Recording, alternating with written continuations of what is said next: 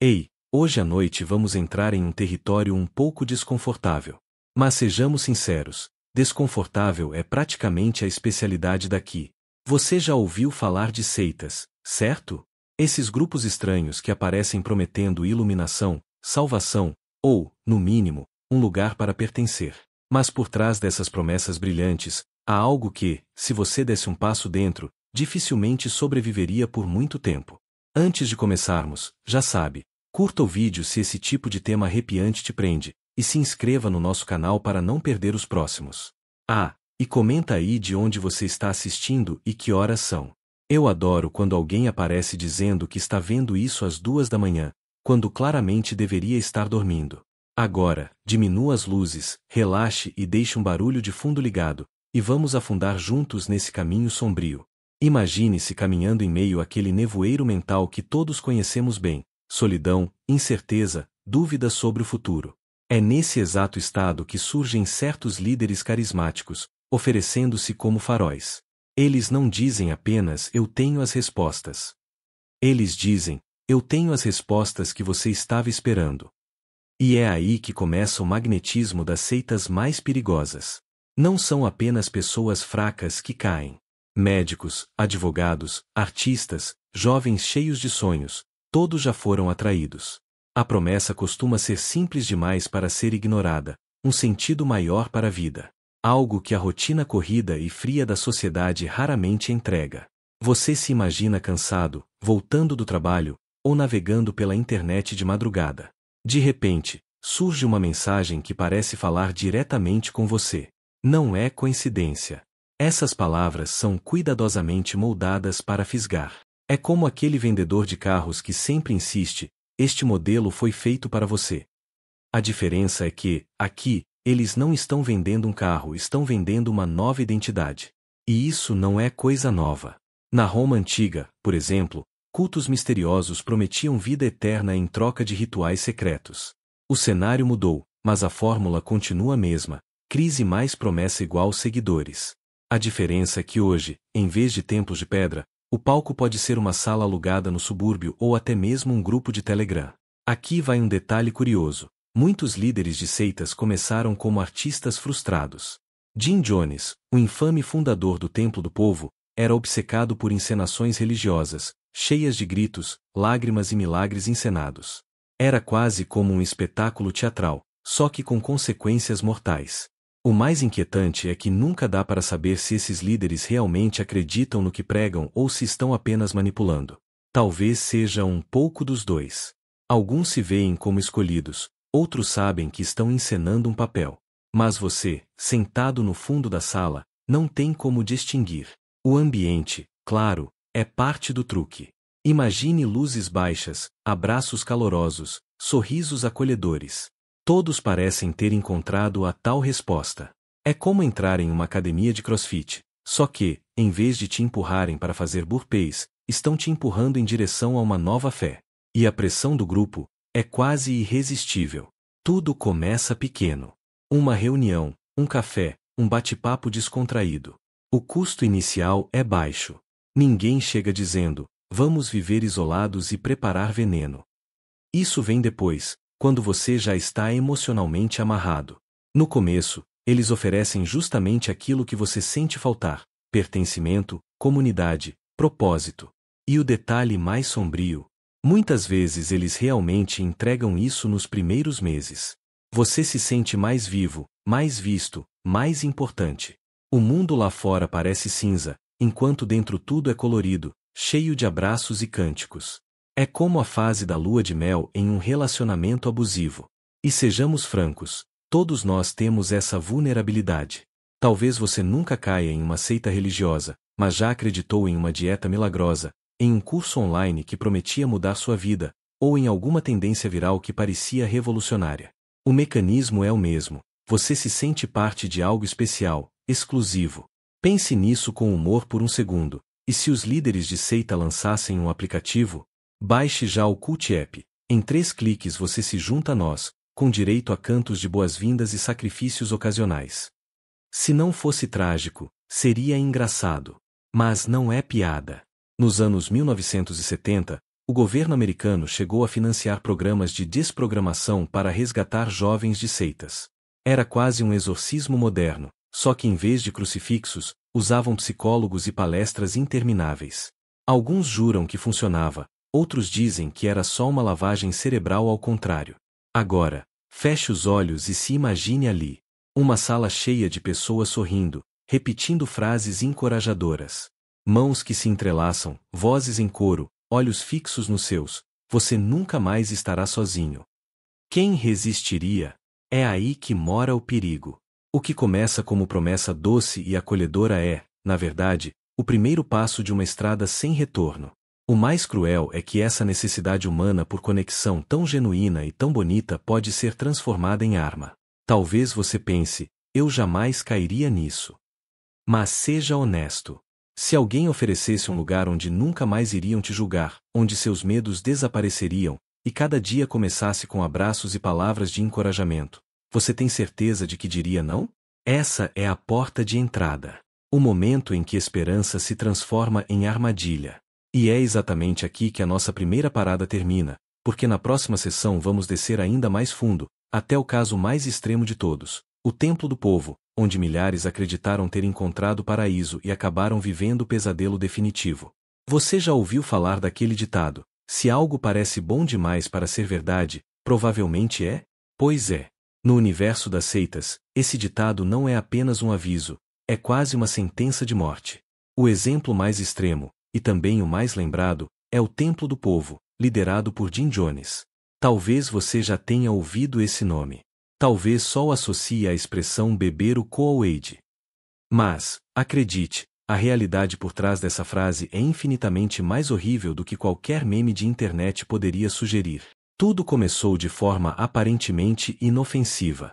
Jim Jones se apresentava como um homem de compaixão, alguém que lutava por justiça social, que queria ajudar os pobres, os esquecidos, os discriminados. Ele pregava a igualdade racial numa época em que isso ainda era motivo de escândalo. Não é difícil entender por que tanta gente acreditou nele. No início, parecia genuíno.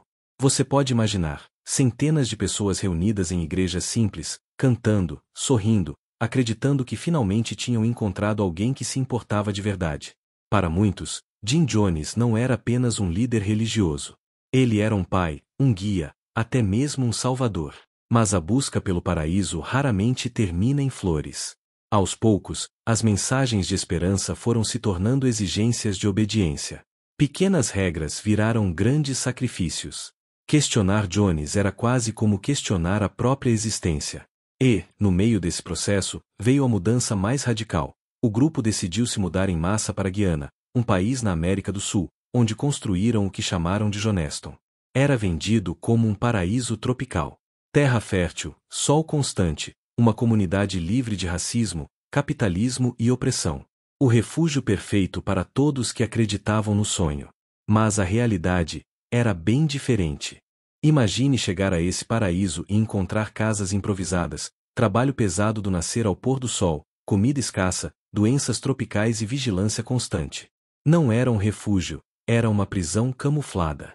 Guardas armados rondavam o local. Pessoas eram punidas se tentassem sair. Quem ousasse demonstrar dúvida era acusado de traição. A cada discurso de Jones, as palavras se tornavam mais sombrias. Ele falava de conspirações, de inimigos externos, de espiões infiltrados. O medo foi lentamente substituindo a esperança. A comunidade que antes parecia uma família agora vivia sob tensão permanente. Até que, em novembro de 1978, o delírio chegou ao fim. Um congressista americano foi visitar Joneston para investigar denúncias de abusos. Ao tentar levar alguns seguidores de volta para os Estados Unidos, foi assassinado pelos homens de Jones. E logo depois veio a ordem final, um suicídio coletivo. Mais de 900 pessoas morreram naquela noite, muitas delas crianças. O veneno foi misturado a um suco em pó barato, semelhante ao Kool-Aid, que se tornou símbolo da tragédia. Mas não houve apenas suicídio. Testemunhas contam que várias pessoas foram forçadas a beber, e algumas foram até injetadas à força. Imagine a cena: centenas de corpos estendidos no chão, o silêncio absoluto substituindo os cânticos que antes ecoavam no ar. O paraíso havia se transformado no inferno. E aqui está a parte mais assustadora: a maioria das vítimas não era ingênua, nem burra. Eram pessoas como você, que acreditaram em uma promessa. Pessoas que queriam um mundo melhor, uma vida mais justa, uma comunidade mais humana. O que elas não perceberam foi o quanto essa esperança podia ser usada como uma corrente invisível. É por isso que Joneston continua sendo lembrado como o maior alerta de todos. Não porque foi o primeiro, e nem porque foi o último, mas porque mostrou de forma brutal até onde o ser humano pode ir quando está preso a uma crença, quando entrega sua autonomia a alguém que parece ter todas as respostas. A pergunta que fica é: será que você teria resistido? Se estivesse lá, vivendo no meio daquela comunidade, recebendo abraços, promessas, música e união, teria conseguido dizer não? É fácil pensar que sim. Mas a verdade é que ninguém tem essa certeza. E é nesse ponto que a nossa segunda parada termina. Na próxima, vamos explorar um outro lado sombrio: o que acontece quando a devoção se mistura não com promessas de paraíso, mas com apocalipses, destruição e medo do fim do mundo. Você já percebeu como a ideia do fim do mundo nunca sai de moda? Sempre há alguém pronto para garantir que o apocalipse está logo ali, batendo a porta. No passado eram eclipses, depois foi a virada do milênio, depois calendários maias. O curioso é que, quanto mais improvável o cenário, mais convincente ele parece para quem já está disposto a acreditar. Entre os exemplos mais perturbadores, está o grupo Heaven's Gate. Talvez você já tenha visto aquelas imagens bizarras: dezenas de pessoas mortas em camas cuidadosamente arrumadas, usando tênis da Nike idênticos e cobertas com lençóis roxos. A cena parece saída de uma instalação de arte moderna, mas na verdade foi o resultado de uma das maiores tragédias ligadas ao culto do Apocalipse. Tudo começou nos anos 1970, com Marshall Applevitch e Bonnie Nettles. Ele era carismático, meio excêntrico, e ela, uma enfermeira que acreditava em contatos espirituais. Juntos, convenceram um grupo de pessoas de que a Terra estava prestes a ser reciclada, basicamente destruída, e que a única chance de sobrevivência era abandonar seus corpos e embarcar numa espécie de nave espacial. Sim, você não leu errado. À primeira vista, isso soa como uma piada cósmica, mas dentro da lógica da seita, fazia sentido. Eles diziam que os corpos humanos eram apenas recipientes temporários, trajes de carne, e que a verdadeira existência estava em outro plano. O objetivo final era transcender, deixar este mundo e juntar-se a uma civilização superior em outro ponto do universo. E como toda seita bem estruturada, havia regras. Muita disciplina, muito controle sobre a vida pessoal. Relacionamentos eram proibidos, desejos individuais deviam ser anulados. Alguns membros chegaram a se submeter a castrações para eliminar qualquer fraqueza terrena. Imagine só, pessoas rindo e conversando, mas escondendo o peso de decisões tão extremas, acreditando que aquilo era a prova final de sua fé. O detalhe mais estranho: eles não eram pessoas alienadas no sentido comum da palavra. Muitos eram inteligentes, tinham formação acadêmica, empregos estáveis. Mas todos compartilhavam a mesma sensação, de não pertencer ao mundo, de estar em busca de algo maior. E foi exatamente essa brecha existencial que Applevitch explorou. O grande estupim veio em 1997, quando o cometa Hale-Bopp cruzou o céu da Terra. Para os astrônomos, era apenas um espetáculo bonito, uma rara oportunidade de ver algo grandioso. Mas, para o Heaven's Gate, era o sinal definitivo. Eles acreditavam que atrás do cometa se escondia uma nave espacial pronta para levá-los. E então veio o ritual. 39 pessoas se reuniram em uma mansão na Califórnia. Eles vestiram roupas iguais, arrumaram as camas com cuidado quase cerimonial, tomaram uma mistura letal de calmantes com vodka, e aguardaram. Não havia gritos, não havia correria. O relato descreve silêncio, organização, como se cada um estivesse fazendo as malas para uma viagem longa e inevitável. A cena deixou o mundo inteiro atônito. De repente, não era apenas mais uma manchete sensacionalista. Eram vidas reais, apagadas de forma quase pacífica, mas profundamente perturbadora. A imagem daquelas fileiras de corpos com seus tênis novos ainda hoje é um símbolo de como o desejo de transcender pode ser manipulado até os limites mais extremos. O silêncio que ficou depois daquela noite ainda ecoa. Um silêncio que fala mais alto do que qualquer sermão. E é nesse silêncio que seguimos adiante. Na próxima parada, você vai descobrir como algumas seitas trocaram o céu e o apocalipse por algo muito mais terreno, poder absoluto e controle político, transformando a fé em uma arma de domínio. Você já percebeu como a palavra paraíso sempre soa convidativa? Um lugar perfeito, sem dor, sem dívidas, sem aquela notificação irritante do banco. Agora imagine alguém prometendo não apenas um paraíso depois da morte, mas um aqui mesmo, na terra. Parece bom demais, não é? Pois foi exatamente essa promessa que atraiu milhares de pessoas para o que ficou conhecido como o Massacre de Joneston. Tudo começou com Jim Jones, um pregador norte-americano carismático, daqueles que conseguem prender uma multidão com meia dúzia de palavras. Ele fundou o Templo dos Povos com um discurso que, no papel, parecia até bonito: igualdade racial, justiça social, apoio aos pobres. Para muita gente nos anos 70, especialmente minorias que sofriam discriminação, aquilo era música para os ouvidos. Mas o charme de Jones escondia algo sombrio. À medida que o movimento crescia, crescia também a obsessão dele pelo controle total. As reuniões deixaram de ser encontros espirituais para virar espetáculos de poder, onde a devoção a ele próprio era o verdadeiro ritual.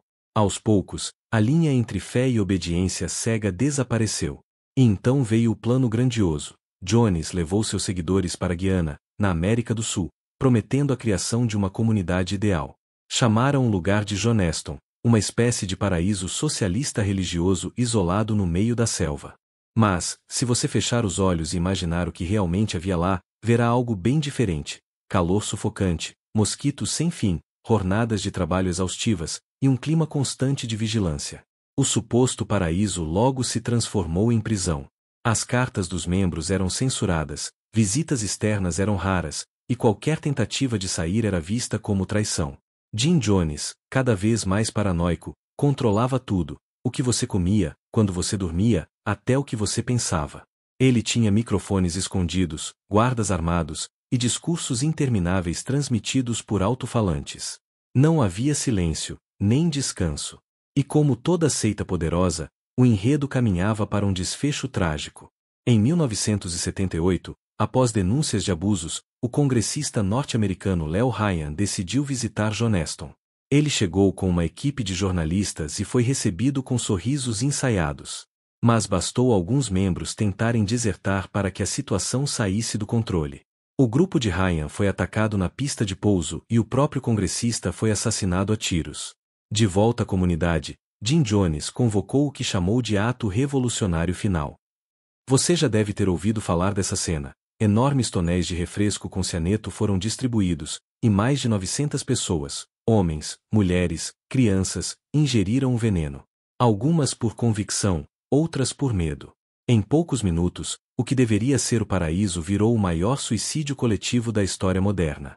Um fato quase irônico é que a expressão drink the Kool-Aid, beber o refresco, ainda hoje é usada em inglês para se referir a alguém que segue cegamente uma ideia, sem questionar. A frase virou parte da cultura pop, mas seu peso real é muito mais sombrio do que parece em uma piada de escritório. E você, caminhando por essa cena imaginária, ouviria os gritos abafados misturados ao som dos insetos tropicais. Sentiria o cheiro doce do refresco se misturando ao suor e ao medo. E perceberia, tarde demais, que não havia paraíso algum, apenas a sombra de um homem que confundiu poder com salvação. Agora, feche os olhos por um instante. Imagine sair da selva da Guiana apenas para entrar em outro ambiente sufocante, os corredores subterrâneos de uma seita que acreditava ter contato direto com seres de outro mundo. Porque nem sempre o inferno se veste de religião tradicional. Às vezes, ele se esconde atrás de discos voadores e promessas estelares. Você já notou como sempre existe alguém disposto a acreditar que o fim virá do céu? Alguns esperam anjos, outros meteoros, mas, nos anos 90, um grupo decidiu esperar naves espaciais. E não era brincadeira de ficção científica, era a vida real da seita Heaven's Gate. Imagine-se caminhando por uma casa simples nos arredores de San Diego, Califórnia. Cortinas sempre fechadas, televisões sempre ligadas em transmissões sobre astronomia e fenômenos cósmicos. No chão, tênis Nike pretos perfeitamente alinhados, um detalhe tão banal que, anos depois, viraria símbolo macabro. Ali viviam dezenas de seguidores que acreditavam que seus corpos eram apenas recipientes temporários, cascas descartáveis que logo seriam deixadas para trás quando a nave-mãe chegasse para buscá-los. O líder era Marshall Applevitch, que se autodenominava Duo, como a nota musical. Seu olhar era hipnótico, quase febril. Ele misturava cristianismo, ficção científica e um toque de paranoia pós-Guerra Fria. Segundo ele, havia uma frota alienígena pronta para resgatar os escolhidos e levá-los a um novo plano de existência. O planeta Terra já estava condenado. Você ouve as instruções: corte de cabelo padronizado, roupas largas, nada de individualidade. A ideia era apagar o eu para que apenas o coletivo sobrevivesse. Alguns seguidores chegaram a se submeter a castrações voluntárias para eliminar desejos que consideravam terrenos demais. Sim, você ouviu certo. Porque, aparentemente, esperar ETs não era suficiente. Era preciso provar a lealdade de forma dolorosa. O estupim veio em março de 1997, quando o cometa Hale-Bopp cruzava os céus. Astrônomos celebravam sua beleza, mas Applevitch dizia ter visto algo a mais: uma nave escondida atrás do cometa, pronta para recolher sua tripulação terrena. Para o resto do mundo, era apenas um fenômeno astronômico. Para o Evans Gate, era a confirmação da promessa. Assim, em um ritual cuidadosamente planejado, 39 pessoas se deitaram em beliches cobertos por lençóis roxos.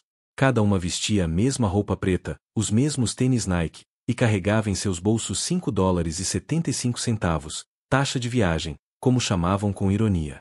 Ingeriram uma mistura letal de barbitúricos e vodka, acreditando que, ao se livrar do corpo, subiriam para a nave. Você caminha por essa sala silenciosa, sente o ar pesado e quase consegue ouvir os murmúrios finais: até logo, nos vemos do outro lado. O detalhe estranho é que os corpos foram encontrados organizados, limpos, como se cada gesto tivesse sido ensaiado. Não havia desespero, apenas uma obediência fria. E você, se deitasse naquele beliche com o cometa brilhando no céu, teria coragem de fechar os olhos acreditando que a próxima visão seria uma nave alienígena? Ou riria nervosamente, pensando que talvez só acordaria com dor de cabeça? Quando o silêncio cobre a casa e a TV finalmente se apaga, você percebe que o vazio é o único som restante. Mas, antes que possa descansar, uma outra comunidade já chama sua atenção, não tão silenciosa, não tão oculta. Uma seita barulhenta, feita de megafones, marchas e doutrinação coletiva. Porque o próximo passo não é o espaço sideral, mas a terra vermelha da selva africana. Você caminha sob o sol escaldante da Guiana, em 1978. O ar é pesado, úmido, carregado com o cheiro doce das plantações e o suor de centenas de corpos. À sua frente, ergue-se uma comunidade cuidadosamente organizada: hortas, dormitórios coletivos, alto-falantes que ecoam sermões intermináveis. Este é Joneston, a cidade construída por Jim Jones para ser, segundo ele, o paraíso socialista na Terra. Só que você já sabe, paraísos que exigem que ninguém saia costumam se transformar em prisões. Jim Jones tinha olhos penetrantes, escuros como poços sem fundo. Pregava igualdade, amor, união racial, ideias progressistas para a época.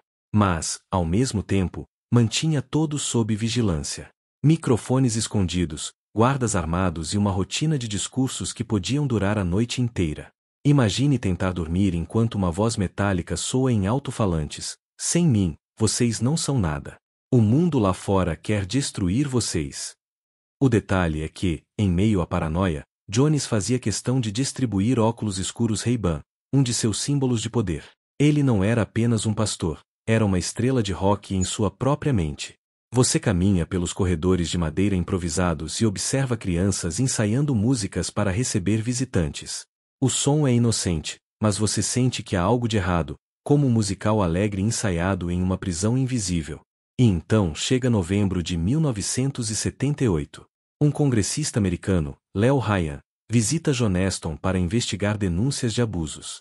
Muitos moradores tentam lhe entregar bilhetes pedindo ajuda para escapar. Você sente a tensão no ar, como um trovão prestes a explodir. Ryan tenta sair com alguns desertores, mas é emboscado na pista de pouso próxima. Ele e mais 4 pessoas são assassinados a tiros por homens leais a Jones. A notícia chega à comunidade como um terremoto. É nesse momento que Jones reúne todos no pavilhão central. Sua voz, transmitida pelos alto-falantes, já não soa inspiradora, soa cansada, desesperada. Ele diz que não há saída, que os inimigos virão para torturá-los.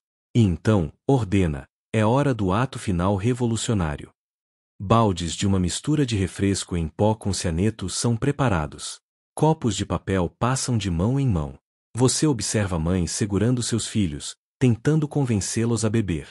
Alguns resistem, choram, outros obedecem sem questionar. O líquido doce desce pelas gargantas como um veneno disfarçado de carinho. O barulho da selva continua, cigarras, pássaros, vento nos coqueiros, mas dentro do pavilhão o som que domina é o de tosses, gemidos e quedas secas no chão de madeira. Em poucas horas, mais de 900 pessoas estarão mortas, incluindo quase 300 crianças. Você respira fundo. A selva parece sufocar. E antes que consiga se recuperar desse gosto amargo na boca, uma nova figura aparece no seu caminho, menos política, mais teatral. Uma mulher que se vestia como uma atriz, mas pregava como uma salvadora. Você se vê entrando em uma mansão luxuosa em Los Angeles, no final dos anos 1960. Os corredores são cobertos por tapetes macios, quadros de astros do cinema, esculturas modernas que parecem mais arrogância do que arte. Aqui, a sensação não é de floresta úmida como em Joneston, mas de brilho falso, o cheiro de perfume importado misturado ao cigarro barato queimada nos cantos das festas intermináveis. Essa é a atmosfera que cercava a ascensão de Charles Manson e sua família. Ele não usava terno nem óculos escuros como Jim Jones. Não precisava. Com seu olhar magnético e o cabelo desgrenhado, Manson era um maestro da manipulação que sabia tocar a nota certa em cada jovem perdido que encontrava pelas ruas da Califórnia. Você caminha pela sala e observa garotas de olhos arregalados sentadas em círculo, ouvindo Manson cantar com seu violão. Ele falava de amor livre, de abandonar o sistema, de recomeçar a humanidade. Mas, no fundo, tudo girava em torno dele. Ele decidia quem comia, quem dormia com quem, e até quem tinha o direito de sair para a cidade. Você observa enquanto Manson explica sua teoria favorita, o Helter Skelter, uma guerra racial apocalíptica que, segundo ele, estava prestes a começar. A família seria escolhida para sobreviver e liderar o mundo após o caos. Parece uma teoria de conspiração mal escrita, mas os olhos brilhantes dos seguidores mostram que eles acreditavam em cada palavra. Então vem agosto de 1969. Você segue a família até uma casa em Cielo Drive, onde morava a atriz Sharon Tate, grávida de 8 meses. A noite é quente, silenciosa, mas carregada de pressentimento. Você escuta risadas abafadas, passos apressados, o ranger do portão. O que acontece em seguida não precisa de detalhes gráficos, já está gravado na memória coletiva, um massacre cruel que transformou o amor livre da Califórnia em um pesadelo nacional. Nos dias seguintes, a imprensa descreve Manson como o rosto do mal moderno. Mas quando você o observa atrás das grades, percebe que ele continua sorrindo, como se tivesse alcançado exatamente o que queria: atenção. O culto da personalidade, levado às últimas consequências. E enquanto você se afasta daquela cela, a música distante de um violão ainda ecoa em sua mente. Não é a melodia em si que arrepia, é o vazio que ela carrega. Você se encontra agora em um chalé suíço, cercado por pinheiros, montanhas e neve. O ar gelado corta seus pulmões, mas dentro da cabana o ambiente é quente demais. Castiçais, tecidos dourados e símbolos enigmáticos decoram cada canto. A cena poderia ser de uma sociedade esotérica qualquer, mas a tensão no ar revela outra coisa. Você está diante da Ordem do Templo Solar. Joseph de Mambro e Luke Joure são os líderes aqui. Ambos falam com a serenidade de professores de yoga, mas suas palavras carregam um veneno sutil. Eles falam de reencarnação, de pureza espiritual e de uma jornada inevitável para Sirius, a estrela distante que, segundo eles, seria o destino final da humanidade iluminada. Você observa enquanto os membros se vestem de túnicas brancas e se preparam para o trânsito, um ritual que, ao menos em aparência, mistura cristianismo, maçonaria e ficção científica. Mas por trás da cerimônia, há paranoia. Eles acreditam que governos e forças secretas querem destruí-los. A ordem recrutava pessoas ricas e influentes. Banqueiros, médicos e até políticos foram atraídos pela promessa de iluminação e segredos cósmicos. Historiadores ainda discutem se o fascínio era espiritual ou se havia também uma busca por status em pertencer a algo tão exclusivo. Você sente o clima pesar quando os líderes começam a falar de corrupção no mundo moderno. O fogo da lareira lança sombras alongadas sobre as paredes, como se cada palavra fosse amplificada pelo ambiente. Os fiéis abaixam a cabeça, submissos. Então, em outubro de 1994, o culto decide que a transição para a próxima vida não pode esperar. O trânsito se transforma em algo irreversível. Na Suíça e no Canadá, mais de 70 pessoas são encontradas mortas em chalés queimados, algumas com tiros, outras envenenadas. Para a polícia, parece uma cena de crime ritual macabro. Para os sobreviventes, era apenas a passagem para Sírios.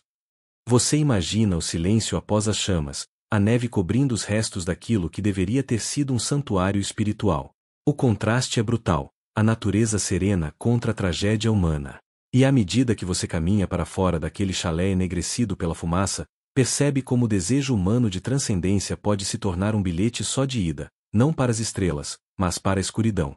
Você caminha pelo metrô lotado de Tóquio em meados dos anos 1990. O barulho dos trens, o murmúrio das conversas, o cheiro do café misturado à poluição urbana, tudo parece normal. Mas há algo estranho. Entre a multidão, homens e mulheres vestem ternos simples, carregando bolsas discretas. Eles sorriem de forma quase automática, mas você sente que cada gesto é ensaiado. Este é o território do Aum Shinrikyo, o culto que transformaria a cidade em um laboratório de terror. O líder, Shoko Asahara, parece um guru comum à primeira vista, cabelo desgrenhado, olhos intensos, vestes religiosas simples. Mas suas palavras possuem peso. Ele prega sobre apocalipse iminente, karma, reencarnação e destruição do mundo moderno. Para seus seguidores, ele é a única ponte entre a humanidade e a salvação cósmica. Você observa os discípulos realizando exercícios de meditação e artes marciais, aparentemente inofensivos, mas cada movimento carrega disciplina quase militar. A obediência é absoluta, e a promessa de iluminação serve como corda para mantê-los presos. Asahara incentivava seus seguidores a estudar química, física e engenharia, habilidades que mais tarde seriam usadas para fabricar armas químicas. Historiadores ainda discutem se ele via isso como preparação para a defesa ou como parte de um plano apocalíptico. Então chega 1995. Você caminha pelos corredores do metrô e sente um cheiro químico estranho, quase metálico. Pessoas começam a tossir, a engasgar, o caos se instala. Gás sarin, mortal, incolor, invisível, se espalha silenciosamente. 11 morrem imediatamente, milhares ficam feridos. O metrô, símbolo da ordem e pontualidade japonesa, se transforma em cenário de pesadelo. E você sente a tensão, o medo coletivo, a impossibilidade de escapar. O gás é impiedoso, a multidão entra em pânico, mas ninguém consegue identificar a fonte imediatamente. É uma lição brutal sobre como manipulação psicológica e tecnologia podem se combinar para criar tragédias modernas. E enquanto você se afasta do vagão agora silencioso, sente o peso da fé transformada em fanatismo. A linha entre devoção e destruição nunca foi tão tênue, nem tão visível quanto naquele momento. Você entra em uma casa comum em algum subúrbio europeu ou norte-americano. A fachada é banal, jardim aparado, cortinas brancas, nada denuncia que ali existe um microcosmo de poder e manipulação. As luzes estão baixas, móveis alinhados com precisão. Você sente imediatamente que está sendo observado, mesmo sem ver câmeras ou olhos explícitos. Este é o universo das seitas modernas, menores, mais discretas, mas não menos perigosas. A líder, ou líder, frequentemente jovem e carismático, caminha entre os membros, passando ordens suaves como uma brisa, mas que carregam peso absoluto. Cada palavra é calculada para reforçar lealdade, medo e dependência emocional. Você percebe que os seguidores sorriem, mas o sorriso é ensaiado, automático, como se um manual invisível ditasse gestos e reações. O detalhe é que muitas dessas seitas modernas misturam autoajuda, pseudociência e espiritualidade alternativa. Meditação, dietas extremas, retiros de silêncio, tudo é usado para moldar pensamentos e isolar os membros do mundo externo. Você caminha por corredores silenciosos, vê livros sobre evolução pessoal e cartas de incentivo penduradas nas paredes. Há também listas de tarefas para cada dia, metas espirituais e regras de convivência que parecem inocentes, mas são trampolins para a submissão. Alguns seguidores chegaram a abandonar carreiras, famílias e até identidades, acreditando que o eu antigo precisava morrer para renascer sob a tutela da seita.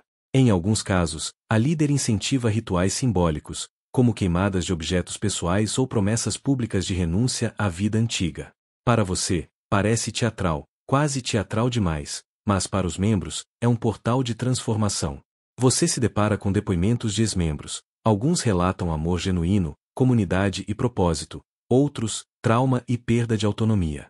A dualidade é confusa, desconcertante, difícil de separar a sinceridade da manipulação.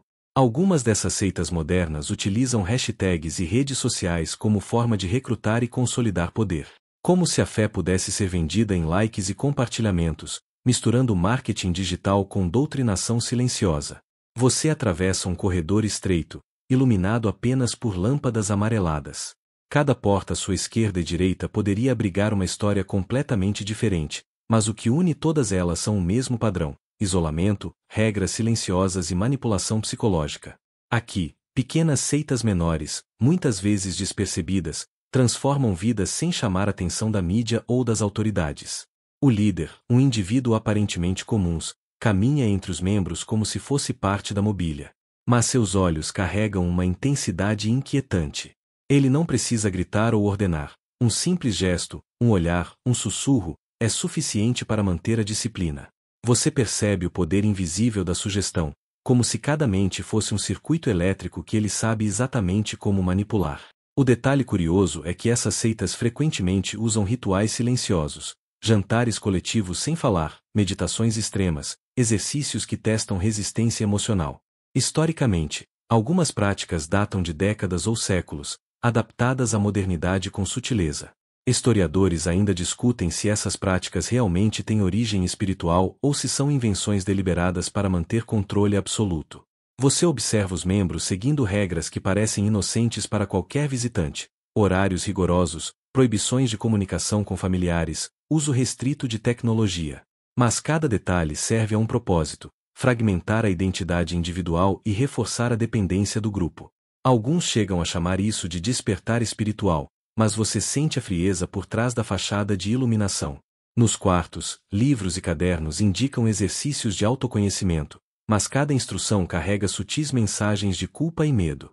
Se você se afastar mentalmente, percebe que os líderes transformam rotinas domésticas em instrumentos de manipulação psicológica, moldando pensamentos sem necessidade de violência explícita. Você respira fundo, percebendo que a manipulação invisível pode ser tão devastadora quanto qualquer ritual público. Cada silêncio, cada gesto contido, cada sorriso ensaiado, tudo é parte de um labirinto mental do qual escapar é mais difícil do que atravessar uma selva escura. Você se conecta a uma comunidade online aparentemente inofensiva. Fóruns de autoajuda, grupos de meditação, canais de bem-estar. Mas há algo diferente aqui: regras rígidas, instruções detalhadas sobre como interagir, e líderes que monitoram cada postagem, cada comentário, cada reação. Este é o território das seitas digitais modernas, onde controle psicológico e tecnologia se entrelaçam. O líder, muitas vezes invisível por trás de avatares e pseudonimos, tem poder absoluto.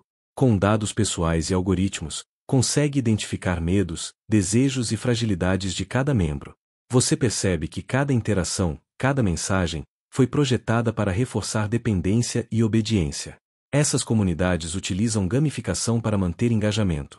Pontos por participação, recompensas simbólicas, tarefas que parecem brincadeiras, mas reforçam submissão e lealdade. Historiadores e sociólogos ainda discutem se esse tipo de manipulação digital é mais eficaz do que métodos tradicionais, já que atinge a mente em seu ambiente natural, o cotidiano online. Você observa membros que passam horas compartilhando experiências pessoais, buscando aprovação e orientação, enquanto o líder acumula influência silenciosa. A sensação é quase invisível, mas você sente a tensão, como se cada clique tivesse um peso moral invisível. Em alguns casos, seitas digitais criam encontros presenciais, apenas para reforçar o vínculo virtual. Você caminha por corredores de hotéis discretos, observa participantes que sorriem nervosamente, cumprindo tarefas que antes eram digitais. A transição é sutil, mas poderosa. O virtual prepara o terreno para o controle físico. Algumas dessas seitas modernas utilizam algoritmos para prever o humor de seus membros, adaptando mensagens, vídeos e exercícios de acordo com cada perfil psicológico. É um tipo de vigilância invisível que mistura ciência de dados e manipulação emocional. Você respira fundo, percebendo que a tecnologia, quando aliada à manipulação humana, pode criar prisões sutis, onde cada pensamento é monitorado, cada decisão guiada, e cada esperança cuidadosamente moldada. Você entra em um centro de bem-estar sofisticado, luz suave, aromas de incenso e música ambiente que lembra florestas tropicais. As paredes estão decoradas com frases motivacionais, cristais brilhando sob a luz, e líderes carismáticos circulam entre os participantes com sorrisos calculados. Aqui, você encontra a combinação moderna de seitas espirituais e marketing de luxo. Os seguidores pagam caro por cursos, workshops e retiros que prometem transformação pessoal. Você percebe que cada detalhe, do preço ao design do cartão de inscrição, foi pensado para reforçar sensação de exclusividade. Mas sob a aparência de autoaperfeiçoamento, existe uma estrutura hierárquica rígida, onde líderes mantêm controle sobre comportamentos, pensamentos e até relacionamentos. O detalhe curioso é que essas seitas modernas frequentemente usam influenciadores digitais para recrutar novos membros, criando uma sensação de comunidade aspiracional. Você observa membros que compartilham histórias de transformação, lágrimas contidas durante meditações guiadas, sorrisos emocionados em fotos cuidadosamente produzidas. Tudo parece natural, mas cada gesto é moldado para reforçar vínculo emocional com os líderes e com o grupo. Rituais incluem práticas de gratidão extrema, jejum e exercícios de visualização que se misturam com vendas de produtos essenciais para a jornada espiritual. Você percebe que o poder da seita não está na coerção física, mas na sedução emocional e no desejo de pertencimento. Você sente o peso da manipulação invisível que, embora disfarçada de luz e bem-estar, ainda mantém cada passo dos seguidores sob vigilância psicológica silenciosa. Você caminha agora por corredores estreitos de um centro que à primeira vista parece apenas mais um retiro de bem-estar. Mas as portas fechadas, olhares tensos e conversas sussurradas indicam que algo mais profundo e sombrio está acontecendo. Você está prestes a testemunhar como algumas seitas modernas cruzam a linha entre motivação e dominação completa. O líder caminha entre os seguidores com autoridade quase silenciosa. Não há gritos, não há violência explícita, apenas a expectativa de obediência total. Você sente a tensão no ar, o peso da vigilância psicológica que obriga cada mente a estar constantemente alerta e a questionar apenas a si mesma. O detalhe curioso é que aqui os métodos de manipulação incluem vigilância digital, relatórios diários sobre comportamento, monitoramento de interações e até estratégias para isolar membros de amigos ou familiares que possam oferecer opiniões contrárias. Historiadores e psicólogos ainda discutem se essas técnicas modernas são mais eficazes do que as tradicionais seitas físicas, já que exploram a vida cotidiana de cada indivíduo. Você observa rituais que parecem inofensivos, sessões de meditação prolongadas, exercícios de autoconhecimento, fóruns internos para compartilhar descobertas espirituais. Mas cada movimento é projetado para reforçar hierarquia, submissão e dependência emocional. Membros mais antigos orientam os novatos sobre como demonstrar devoção, desde gestos simples até decisões de vida mais complexas. Alguns líderes mantêm arquivos detalhados sobre cada seguidor, incluindo preferências, traumas e padrões de comportamento. Para você, isso soa invasivo, quase clínico, mas para os membros é apresentado como cuidado e orientação espiritual. Mas a sensação que você experimenta ao observar os corredores silenciosos é clara. Cada passo dos membros é guiado, cada escolha cuidadosamente moldada, e a liberdade pessoal se torna uma ilusão constante. Enquanto você se afasta do centro, o silêncio parece ainda mais pesado. A manipulação não é visível, mas é palpável, um lembrete de que nem toda fé ou busca por iluminação é inofensiva. Você caminha agora em um espaço amplo, silencioso, iluminado apenas pela luz difusa de velas. A sensação é de encerramento, como se todos os corredores, casas e centros que você visitou ao longo da noite finalmente convergissem neste ponto. Você percebe que o padrão é claro. Em cada seita, grande ou pequena, antiga ou moderna, existe sempre uma combinação de carisma, manipulação e desejo humano de pertencer. Os líderes, independentemente de época ou cultura, compartilham uma habilidade quase sobrenatural de perceber vulnerabilidades e transformá-las em lealdade. Você sente o peso de cada decisão tomada por membros dessas seitas, desde a obediência silenciosa até a entrega total de identidade e autonomia. A fé, quando misturada com controle psicológico, se torna um instrumento poderoso, capaz de moldar destinos e transformar vidas. Você observa como a tecnologia amplifica essa dinâmica. Redes digitais, aplicativos privados, monitoramento de comportamento e comunidades virtuais criam uma prisão invisível, onde cada pensamento e ação são moldados sem que os membros percebam. Enquanto você caminha entre lembranças de templos, chalés, metros e centros de luxo, percebe que a vulnerabilidade humana é o fio condutor de todas essas histórias. Desejo de pertencimento, busca por significado, medo do desconhecido, são elementos que atravessam séculos, culturas e estilos de manipulação. Você caminha por um parque em uma manhã comum. O sol ainda é suave, pássaros cantam e crianças correm pelo gramado. Tudo parece ordinário, mas você percebe olhares atentos, pessoas que se aproximam com sorrisos cuidadosamente ensaiados. Esse é o ponto de entrada das seitas modernas, o recrutamento invisível. Os líderes não gritam por atenção nem penduram cartazes, eles observam, escolhem cuidadosamente e se aproximam como se fossem velhos conhecidos. Você sente o poder sutil dessa aproximação, uma pergunta inocente, um elogio, um conselho aparentemente neutros, mas cada palavra tem peso. A mente humana, aberta a conexões, torna-se presa sem perceber. O detalhe curioso é que muitas seitas modernas usam atividades cotidianas, clubes de livros, aulas de yoga, workshops de meditação, como iscas para atrair novos membros. Historiadores e psicólogos ainda discutem se essa abordagem camuflada é mais eficiente do que métodos mais diretos de recrutamento, mas a eficácia é inegável. Você vê pessoas se engajando sem perceber que estão entrando em uma rede de controle psicológico. Você observa os primeiros contatos, perguntas sutis sobre desafios pessoais, dúvidas existenciais, desejos de mudança. Cada resposta é registrada mentalmente, analisada e utilizada para criar laços emocionais. O recrutador parece ouvir, mas está sempre planejando o próximo passo, como um maestro silencioso conduzindo a orquestra das vontades humanas. Alguns grupos monitoram discretamente os perfis online das pessoas antes mesmo do primeiro contato pessoal. Likes, comentários e interesses digitais são avaliados para identificar vulnerabilidades emocionais e desejos de pertencimento. Para você, essa precisão é assustadoramente sofisticada. Você percebe que o recrutamento invisível é a porta de entrada para um mundo onde cada escolha futura será guiada por mãos invisíveis. E, enquanto observa essas interações silenciosas, sente o peso da vulnerabilidade humana, que muitas vezes se entrega sem perceber. Você entra em uma casa silenciosa. O ar está parado, apenas com o som de passos suaves ecoando pelos corredores. É aqui que o isolamento emocional começa a tomar forma. As seitas não precisam de portas trancadas ou correntes físicas, elas criam barreiras invisíveis, moldando cada pensamento e sentimento dos membros.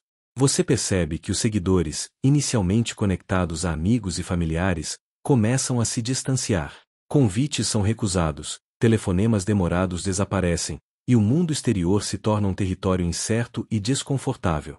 Cada gesto, cada interação, foi cuidadosamente moldado para reforçar a dependência da seita. O detalhe é que líderes muitas vezes incentivam atividades que parecem inofensivas, workshops coletivos, meditações prolongadas, exercícios de confissão em grupo. Mas tudo é estruturado para criar intimidade seletiva, onde apenas o grupo é confiável. Você observa como pequenos rituais diários, compartilhar experiências, relatar sentimentos, realizar tarefas coletivas, reforçam a sensação de pertencimento.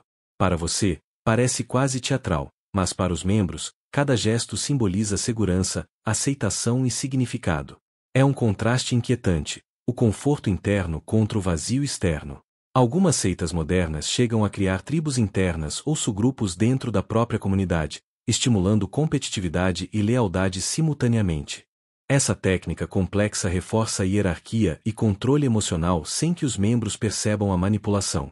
Mas você sente claramente que a mente humana, quando privada de apoio externo, se torna mais maleável, pronta para aceitar qualquer narrativa que ofereça segurança. Enquanto observa esses corredores silenciosos, a verdadeira prisão não é física, mas psicológica.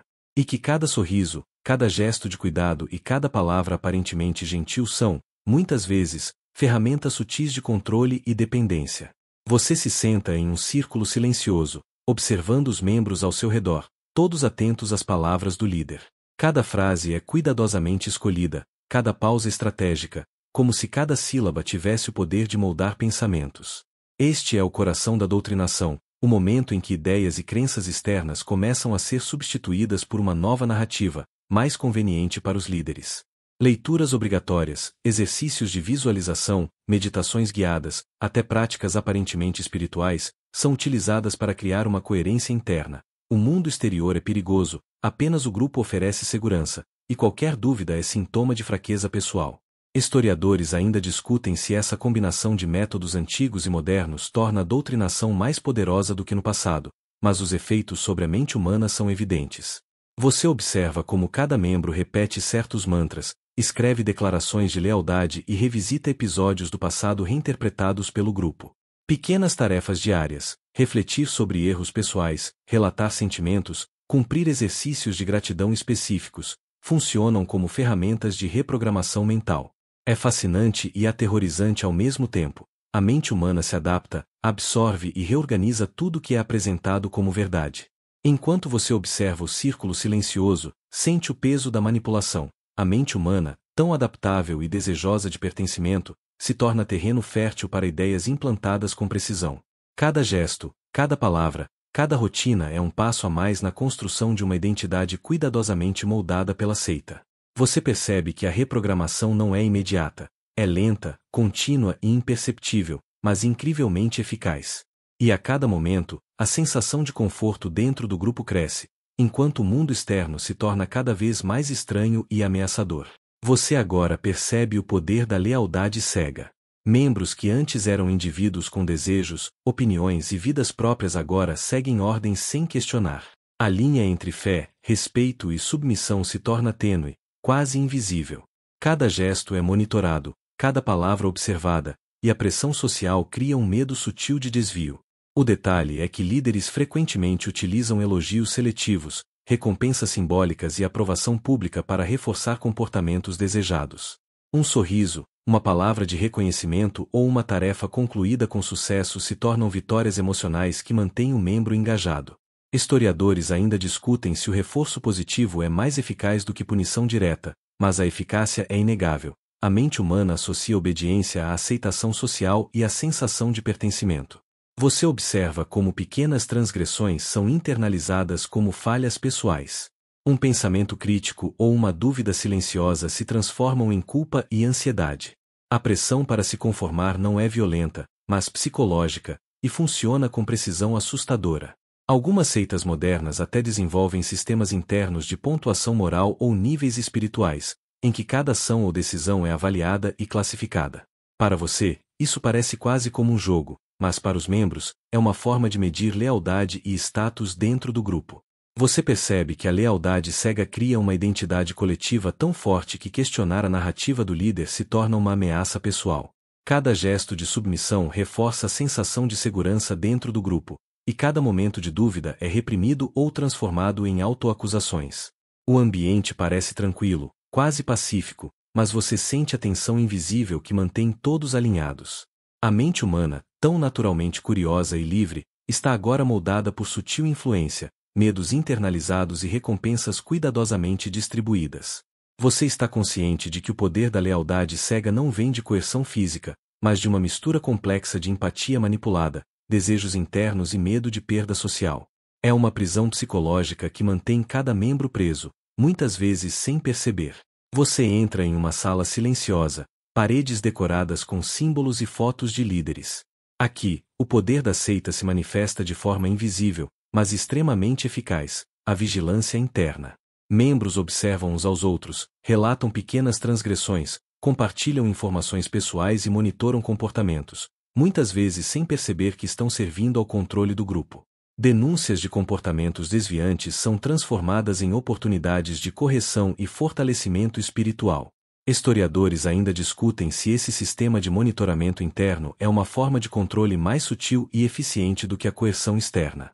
Mas você percebe claramente, a liberdade de ação é limitada, e o medo da desaprovação social mantém todos alinhados.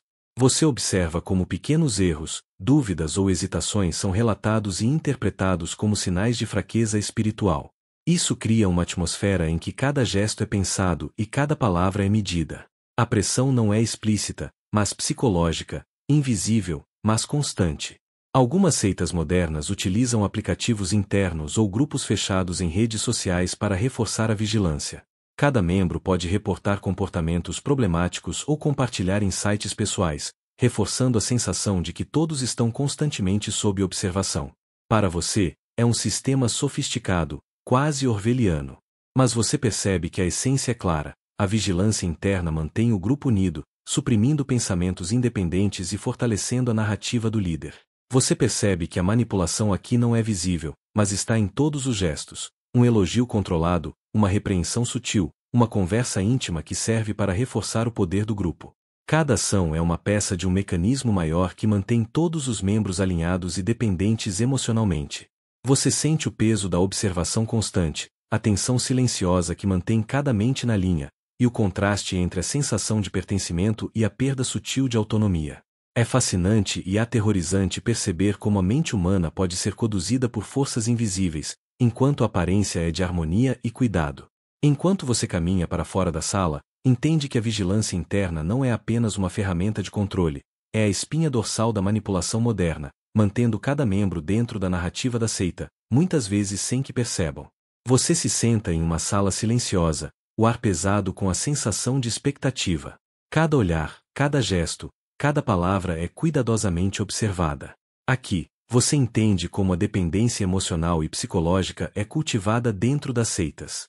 Não é força bruta que mantém os membros unidos, mas um intrincado jogo de recompensa e privação emocional. Os líderes combinam técnicas antigas, como rituais e isolamento, com modernas estratégias de reforço psicológico. Os seguidores são ensinados a sentir culpa por desejos individuais, a buscar constantemente aprovação e a associar conforto emocional exclusivamente ao grupo. Você observa como pequenas ações diárias reforçam o vínculo: elogios estratégicos, tarefas que exigem dedicação, confissões em grupo. Cada ato é medido, cada reação interpretada, criando uma sensação de pertencimento inigualável. Mas ao mesmo tempo, qualquer pensamento de liberdade ou dúvida gera ansiedade e medo de rejeição. Algumas seitas usam técnicas de privação de sono ou rotinas prolongadas de meditação para reduzir a resistência mental e aumentar a vulnerabilidade emocional. Para você, é impressionante como métodos aparentemente benignos podem manipular estados psicológicos profundamente. Historiadores ainda discutem se a dependência emocional pode ser revertida facilmente ou se a reprogramação mental deixa marcas duradouras. Mas enquanto você observa, percebe que a mente humana é moldável, e o desejo de aceitação pode ser explorado de forma quase científica. Você percebe que a dependência cria um ciclo contínuo: medo da perda do grupo, necessidade de aprovação e recompensa emocional constante. Cada membro se encontra em um delicado equilíbrio, sempre buscando validação, muitas vezes à custa de sua própria autonomia. Respirando fundo, você entende que a verdadeira força dessas seitas não está no carisma do líder, mas na habilidade de criar necessidades emocionais que só podem ser satisfeitas dentro do grupo. A liberdade se torna um conceito distante, e o pertencimento, uma necessidade inescapável. Enquanto você se afasta, sente o peso dessa manipulação silenciosa, mas também a clareza. Compreender a psicologia da dependência é essencial para enxergar a vulnerabilidade humana diante de grupos que prometem propósito e aceitação. Você caminha por um corredor silencioso, sentindo a tensão que paira no ar. Aqui, a verdadeira luta acontece, dentro da mente dos membros. Mesmo aqueles aparentemente leais enfrentam conflitos internos e crises de fé. Perguntas que surgem silenciosamente, dúvidas que se acumulam. Será que estou fazendo a coisa certa? Será que estou seguro aqui? Conversas privadas com líderes, aconselhamento em grupo e rituais de reconciliação servem para redirecionar dúvidas e reforçar a narrativa oficial. Você observa como os membros compartilham dúvidas com cautela, medindo cada palavra, porque até uma hesitação pode ser interpretada como sinal de fraqueza ou deslealdade. Isso cria um ambiente onde a autocensura se torna natural, e o medo de desaprovação mantém todos em linha. Algumas seitas promovem testes de fé ou desafios psicológicos que obrigam os membros a confrontar suas dúvidas publicamente. Para você, isso funciona como um reforço psicológico extremo. Expor-se emocionalmente fortalece a lealdade e suprime a resistência interna. Mas você percebe que a eficácia está no impacto emocional. Cada teste é projetado para criar vínculo, medo e uma sensação de pertencimento ainda mais intensa. Você percebe que crises de fé não significam fraqueza, mas sim pontos críticos onde a mente humana é vulnerável. O líder que entende essas fragilidades pode manipular dúvidas e transformá-las em reforço da dependência. Cada conflito interno se torna uma oportunidade de reprogramação psicológica, onde a dúvida é convertida em adesão ainda mais firme. Respirando fundo, você sente a tensão silenciosa que mantém os membros divididos entre medo e esperança, entre dúvida e lealdade. E entende que a mente humana, mesmo diante da racionalidade, pode ser conduzida por sentimentos sutis de pertença, culpa e medo. Enquanto você caminha pelo corredor, observa que as crises de fé são inevitáveis, mas também são ferramentas poderosas de controle. Cada momento de incerteza é cuidadosamente gerenciado para manter o grupo unido e o poder concentrado. Você entra em uma sala iluminada apenas por velas, o cheiro de cera e madeira antiga preenche o ambiente. Aqui, você percebe outro aspecto crucial: a manipulação financeira. Não é apenas a mente que é controlada, mas também os recursos pessoais. Cada membro é incentivado a doar, investir e entregar bens como prova de lealdade, como se cada sacrifício aumentasse sua própria segurança e conexão com o grupo. O detalhe é que essas contribuições são apresentadas como escolhas voluntárias, gestos de fé e compromisso. Mas você percebe que a pressão social e a necessidade de aceitação criam um senso de obrigação quase inevitável. Historiadores ainda discutem se essa manipulação financeira é uma tática moderna ou uma prática histórica adaptada às necessidades econômicas atuais das seitas, mas os resultados são claros. Recursos fluem em direção ao líder, enquanto o membro sente-se fortalecido por contribuir. Você observa como cada doação é acompanhada de rituais simbólicos, palavras de gratidão, reconhecimento público e promessas de recompensa espiritual. Pequenos sacrifícios iniciais abrem caminho para demandas maiores, e a mente humana se adapta, aceitando cada entrega como um passo natural de devoção. Um fato é que algumas seitas modernas até oferecem planos de progresso financeiro e espiritual, em que cada doação desbloqueia status dentro do grupo ou acesso a ensinamentos secretos. Para você, é uma forma sofisticada de gamificação psicológica, transformando recursos financeiros em moeda de lealdade emocional. Mas ao observar a cena, você sente a complexidade. Cada gesto, cada oferta, reforça não apenas a dependência emocional, mas também a material. Você percebe que a manipulação financeira é uma extensão do controle psicológico. A entrega de bens se torna um símbolo de pertencimento, uma prova tangível de lealdade, e ao mesmo tempo, um mecanismo que aumenta a vulnerabilidade e a dependência do grupo.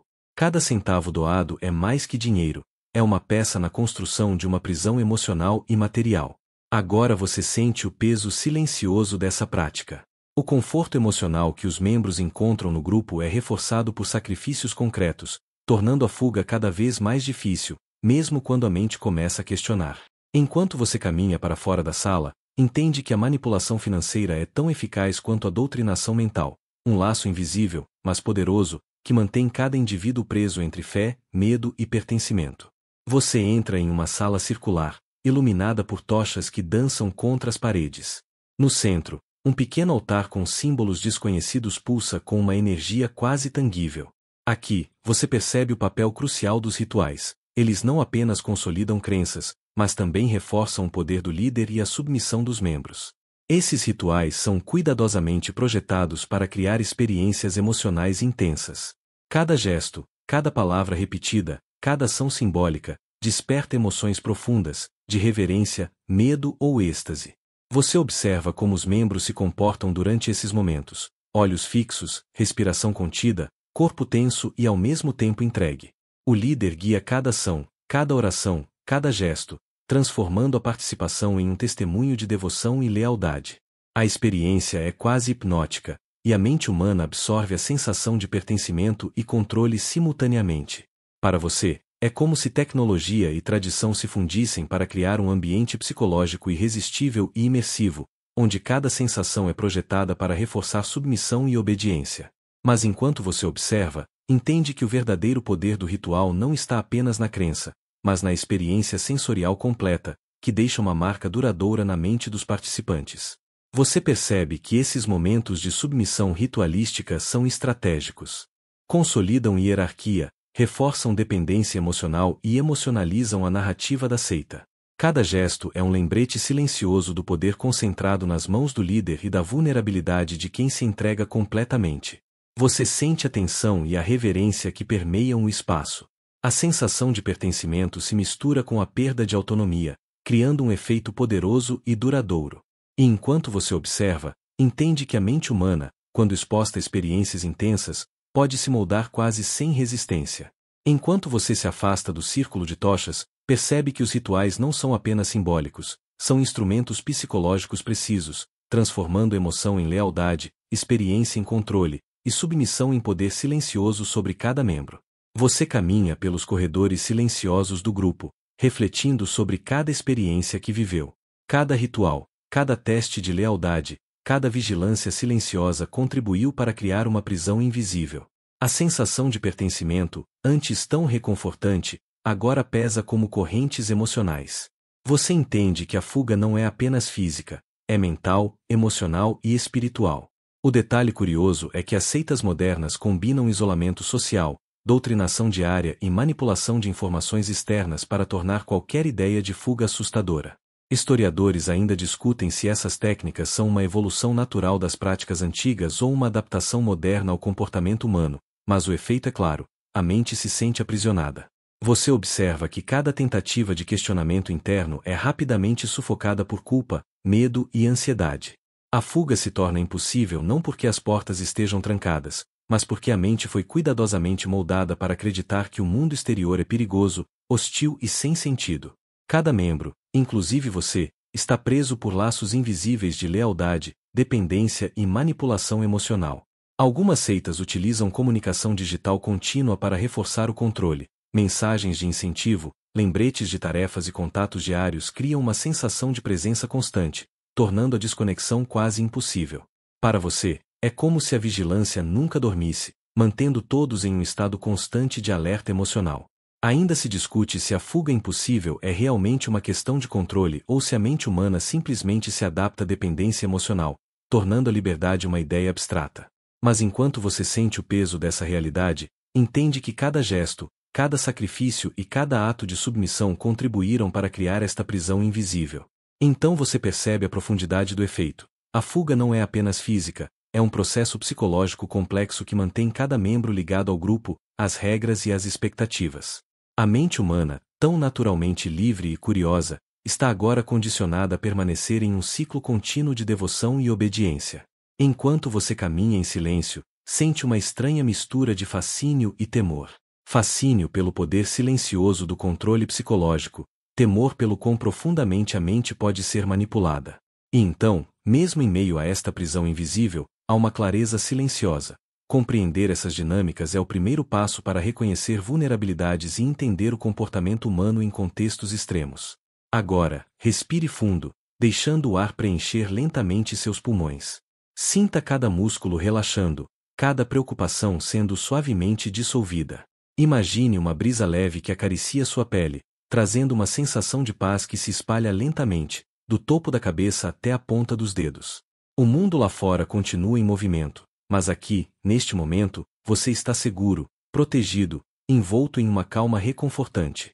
Cada pensamento que surge pode ser deixado fluir como nuvens no céu. Não há pressa, não há julgamento, apenas espaço para você estar presente, respirando, sentindo o ritmo constante do seu coração.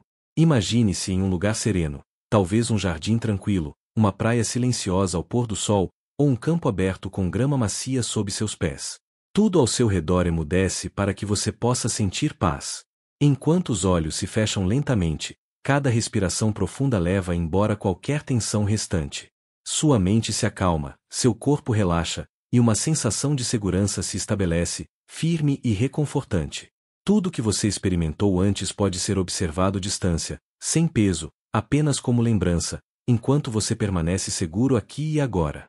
Deixe essa sensação de paz se expandir, preenchendo cada canto da sua consciência, como uma luz suave e constante. E enquanto você sente essa tranquilidade, saiba que está protegido, que o descanso é merecido, e que você pode se permitir relaxar completamente. Boa noite e bons sonhos.